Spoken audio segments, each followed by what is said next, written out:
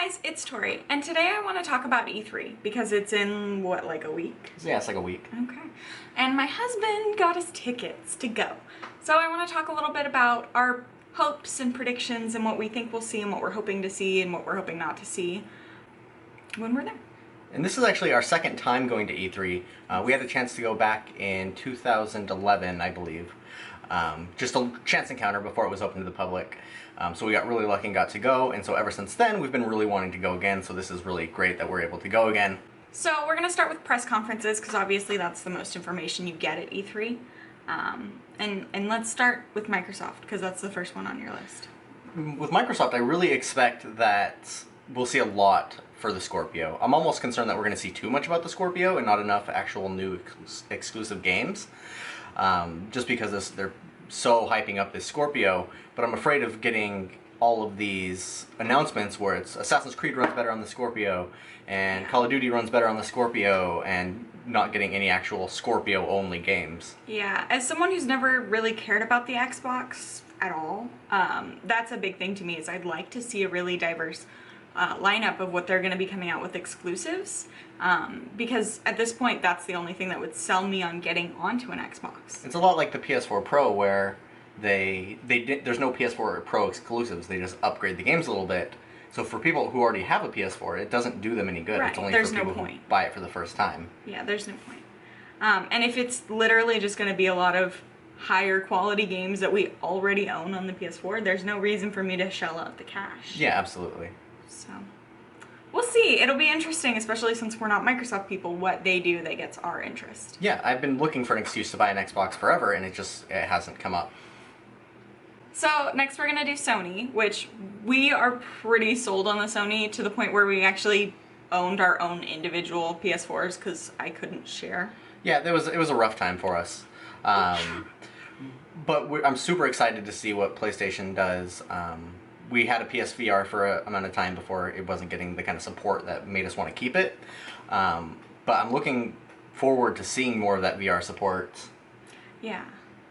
I'd like to see more AAA games for PSVR. I think that's really important, especially because I think Sony has the best chance of making it's the most accessible for one. And I think if it can get a great game lineup that introduces it into the everyday home rather than the obsessive gamer home, it could really help jumpstart VR for the everyday gamer, which I'm super excited about. So I'm hoping that we see a lot for VR and they don't just kind of shove it off to the side like the Vita. Yeah. Some of the other games we're looking forward to are Days Gone, which is that awesome looking zombie game that they showed off for the past 2 E3s. I'd love to get a release date on that eventually. The Last of Us 2 is something I'm pretty excited for. Everyone who's played it is a huge fan of it, so of course it's going to be one of the #1 titles for them to look out for. They teased it last E3, so I'm really looking forward to some gameplay this year. Yeah. Nintendo. Yeah, Nintendo! What do you think we're going to see for Nintendo? Okay, so I have really high hopes for Nintendo because we're at this really critical point for the Switch where we need to see not only Nintendo supporting it but also third-party support and the game quality that we're going to get on the Switch and the variety. So for me, this is a pretty crucial moment for the Switch. If they don't give the Switch enough support, I'm afraid it'll flop. I'm afraid it's going to be another Wii U. And that would make me sad because I love the Switch. I think it's a great system. Well, and the Switch is selling like crazy. It's right. GameStop is saying that it might actually sell better than the Wii in the first year or 2 years.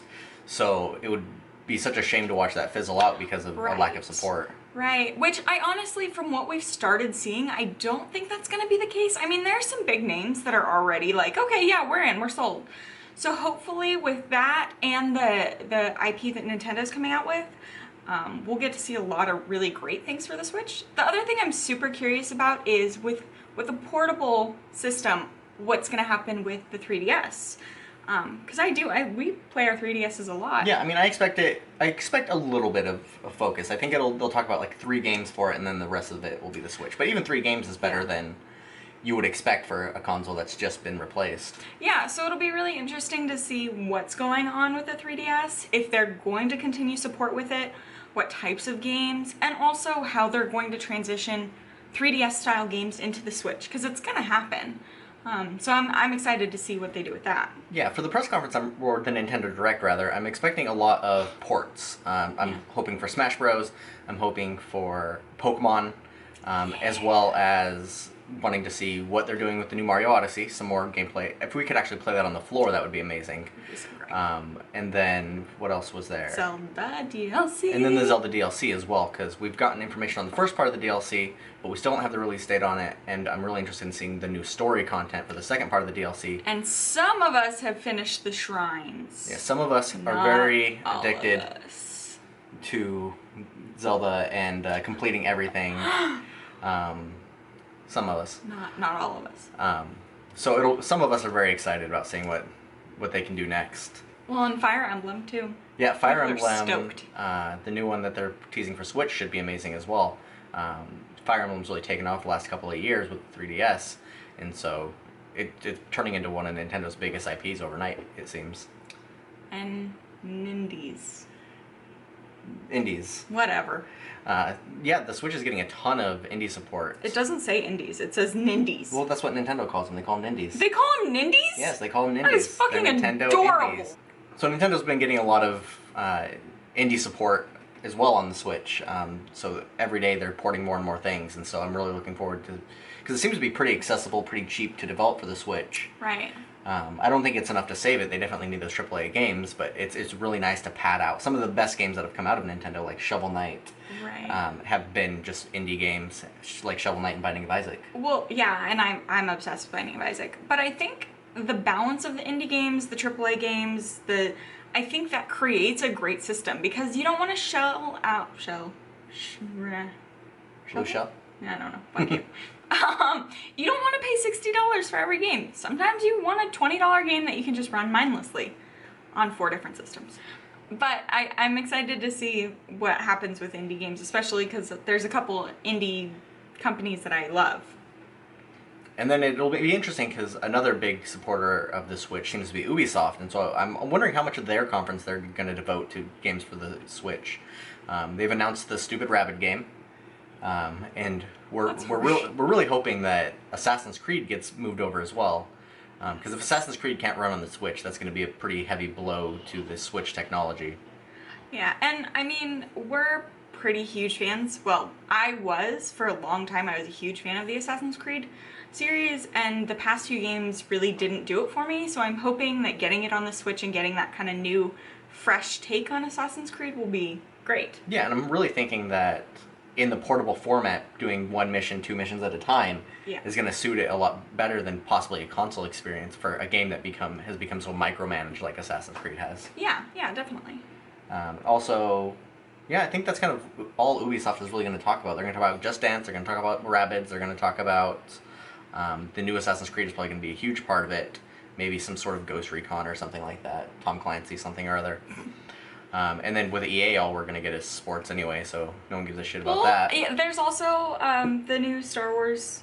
Oh yes, sports Battlefront. and Star Wars Battlefront 2. Yes. So that could be... We played the first one, yeah? We played it a little bit. Yeah, and then we got bored. Um, But people who love those types of games really liked Star Wars. So. Yeah, and there's also rumors of a single-player game being developed for the Switch that's not Battlefront, but it uses a lot of the Battlefront assets to make a single-player game, so that could be potentially exciting. Fair. I don't know why they wouldn't just port Battlefield 1 or 2. Maybe it can't handle it. Another bad sign for the Switch. But we won't know until we see. Yeah. So that's kind of... We're not... Obviously, we don't think that highly of EA, but those are the things that we're looking at. So what are some things that we may have only gotten rumors about or don't really know we're going to see that you kind of hope we're going to see? Honestly, my big hopes are all based around the Switch. I need to see the Switch do really well. I want to see the games that are coming out for it. I want to see other big firms supporting it. So pretty much all the ones I've already said. Yeah, as far as that goes, like when they first announced the third-party supporters for the Switch, up there was From Software. So I want to see a Souls game. I want to see. Yeah. I don't care if it's Dark Souls 1. I don't care if it's Dark Souls 3. I don't care if it's Bloodborne 2. I want to see some sort of Souls game on the Switch. I want to see you screaming in public because you died in Souls. That's what I want as well, is to scare strangers. Yeah. Another big hope is I don't think we're going to see anything really substantial about Final Fantasy VII Remake or Kingdom Hearts 3. But fingers crossed. They said in an interview recently that they could be up to 3 years away. So it doesn't give me a lot of hope to see it, especially after the debacle that is Final Fantasy 15. We saw it like once every 3 years, and then it turned out to be eh. So I'm really curious to see if we're going to see anything or hear anything about it.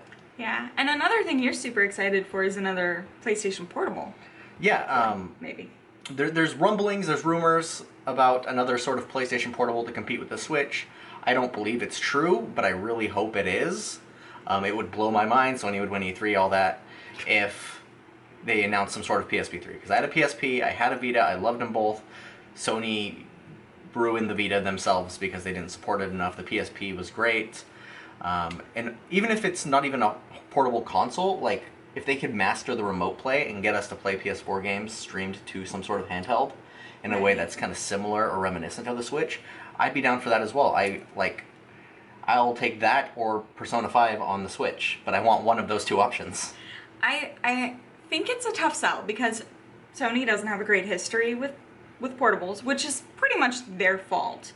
But they don't, and it'll be interesting to see if they're going to try again. And if they do try again, are they going to support it the way it needs to be supported for it to be successful? Yeah, like there's so many ifs, and that's even it, because it's only been rumored in a couple of pieces of questionable documentation. There's no real proof that something like this even exists, but I kind of hope it does. If you're desperate enough, you believe anything. Anything. You just gotta lie to yourself until it comes true. Yeah. The other huge, it would be a dream come true, is all of the stuff about Hideo Kojima recently. There's a lot of stuff going around saying he's going to announce something for Metal Gear Solid 5, like Act 3 or another game, or that Silent Hills and Death Stranding somehow tie together, or that they're all tied into Metal Gear 5 or V. There's even rumors that he never even left Konami as part of some big publicity stunt. Just stupid. I don't believe it, but I would love for it to be true. Just because I loved Metal Gear Solid 5, it devastated me with how unfinished it was. Yeah. So any other things, if I would just be so happy. I don't think this is gonna happen. I don't think. Is there anything that you're really excited to play? Yeah, I really want to play Mario. And then I think this is just rumblings, but Super Mario Maker on the Switch. Yeah, that would be fun as well. Which would be the shit. Because we never played it on... You played it for like 10 minutes. No, I never played it on the Wii U. Oh. And we never got the 3DS version because you can't share levels online. Which is stupid. Yeah, it defeats the entire purpose of it. Yeah, so I'm excited to see that. I'd love to get my hands on Mario Odyssey just because from the last footage we saw, I wasn't completely sold on some of the levels. I wasn't as excited about some of the levels as I wanted to be. Yeah, so it really depends on the controls and kind of... Because it looks like it could be like a match between that Mario 64 feel and possibly like that Banjo-Kazooie feel of collectibles and jumping around all these platforms. It has a lot of potential. We'll have to see how that plays out. Yeah, so I'm just hoping Nintendo doesn't break my heart. That's my goal. So for the next week, we will be in California getting ready for E3. We should be putting out a video every day, right? You want to put a video of us going to the zoo? Every day of E3. Ah, yes.